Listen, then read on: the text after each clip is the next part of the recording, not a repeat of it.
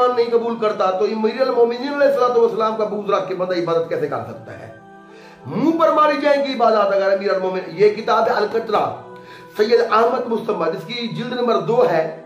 इसमें इब्राहिम शुतरबान है, जमाल ऊंट चलाने वाले, अली बिन यकीन जो कि वजीर थे अपने दौर में, 7वें मौला के दौर की बात है, उसमें इब्राहिम शुतरबान, इसका पेज नंबर है 102, जिल्द नंबर 2 है। सैयद अहमद मुस्तफा मुज्तहिद है, उनकी किताब है अल-कतरा में बिहार आले मोहम्मद। इसका उर्दू तर्जमा है मनाक़िब अहले बैत अलैहिस्सलाम के नाम से। जब इब्राहिम जमाल जो है वो अली बिन यकीन को मिलने के लिए गए तो उन्हें इजाजत नहीं दी, लेकिन उसने इजाजत नहीं दी। इस साल जब वो हज पर सफर के लिए गए तो मदीना में हजरत इमाम मूसा बिन जाफर अलैहिस्सलाम से मुलाकात की इजाजत मांगी।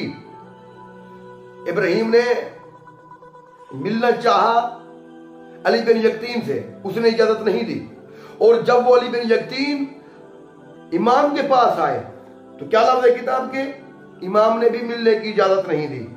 दूसरे दिन जब अली बिन यकीन ने इमाम को देखा तो अर्ज किया, आए मेरे आका, मुझसे कौन सा गुनाह सरजद हुआ है कि आप मुझे अपनी ज़ियारत से महरूम किया?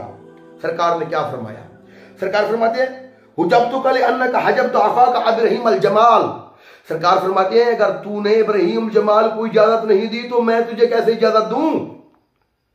मैंने तुझे इसलिए इजाजत नहीं दी क्योंकि तूने अपने भाई इब्राहीम जमाल को मुलाकात की इजाजत नहीं दी। मोमिन का मकाम देके मौला की निगाह में। आगे जुमला बड़ा काबिल गौर है, मौला फरमा रहे हैं, खुदा उस वक्त तक तेरा हज कबूल नहीं करेगा जब तक वो तुझे माफ ना कर दे। यानी तेरा हज करना कबूल नहीं अल्लाह के यहां अगर तुझे एक ऊंटों वाला माफ ना कर दे। क्यों? उसके दिल में कौन रहते हैं? हम रहते हैं। आगे मौला क्या फरमाते हैं, तेरा हज कबूल नहीं। अब अली बिन यकीन क्या कहता है, मैंने अर्ज किया, ऐ मेरे मौला व आका, इब्राहीम जमाल कूफा में है और मैं मदीना में हूं, लिहाजा इस वक्त तो मैं उस तक नहीं पहुंच सकता। हजरत ने फरमाया, जब रात छा जाए तो तेरे अतराफ में रहने वालों और तेरे गुलामों को पता ना चले, तू बकिया चले जाना, वहां घोड़ा मौजूद होगा जिस पर जीन रखी होगी, उस पर सवार हो जाना, वो तुझे मकसद तक पहुंचा देगा। वो कहता है, मैं इमाम के फरमान के मुताबिक रात की तरीकी में जन्नतुल बकी गया, वहां घोड़ा तैयार खड़ा था, उस पर सवार हो गया और थोड़ी सी मुद्दत के बाद उसने इब्राहीम जमाल के घर के पास जमीन पर उतार दिया। अली बिन यकीन ने दरवाजा खटखटाया, यानी उसका पहुंचना भी इजाज है, इजाज इमामत से वो पहुंचा। अली बिन यकीन ने दरवाजा खटखटाया और कहा, मैं अली बिन यकीन हूं।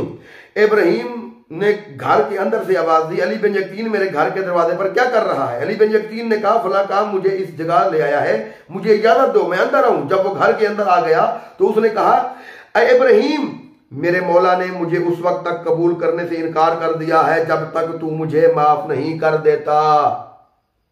मौला ने मुझे कबूल करने से इनकार कर दिया है। पता नहीं हम कितने मोमिनों को तंग करते हैं, हमने कितने मोमिनों का दिल तोड़ा है। घर के अंदर बैठे रहते हैं और बंदा बाहर भेज देते हैं कि उनसे कहो कि मैं नहीं बैठा। इस चीज से बचे, खुदा ना बचे।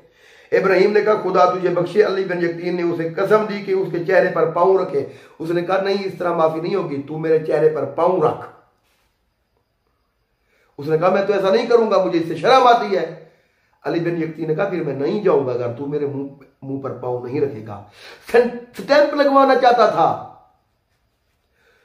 और मजबूरन अली बिन यकीन ने जब इसरार किया, इब्राहीम ने अपने पांव को उसके चेहरे पर रखा। उस वक्त अली बिन यकीन कह रहा था, मेरे अल्लाह गवाह है ना।